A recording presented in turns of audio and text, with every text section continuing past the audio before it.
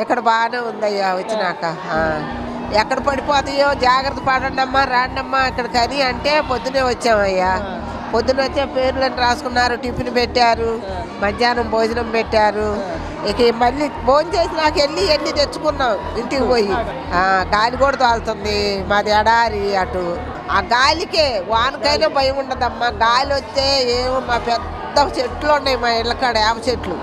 ఏ చెట్టు పడిపోతే ఇంటి మీద రేకులు వేసిపోతాయేమోనని చెప్పారని చెప్పి టీవీలలో ఏం చెబుతానే ఉన్నారుగా. అందుకని వచ్చామయ్యా, భయపడి వచ్చాము. ఇంతకుముందు వర్షాలు పడ్డప్పుడు ఎప్పుడైనా ఎవరైనా ఇలా తీసుకొచ్చి మీరు ఇక్కడ ఉండండి, మేము భోజనాలు పెడతాం, మీకు సౌకర్యంగా చూసుకుంటాం అని చెప్పారు ఎప్పుడైనా? ఆడ పడ్డాం, చాలా తిప్పలు పడ్డాంలే. కానీ ఇక్కడికి తీసుకొచ్చిన తర్వాత ఏం పెట్టారు తినడానికి? ఉదయం టిఫిన్ ఏం పెట్టారు? మధ్యాహ్నం ఒకసారి ఫస్ట్లో ఇడ్లీలు అవి తెచ్చి పెట్టారు, రెండో టిప్పులో ఉప్మా తెచ్చారు, మళ్ళీ ఇంకో టిప్పులో వచ్చిన వాళ్ళు వచ్చినట్టుగా మళ్ళీ ఇంకో టిప్పులో అట్లు తెచ్చి పెట్టారు, మధ్యాహ్నం భోజనం పెట్టారు.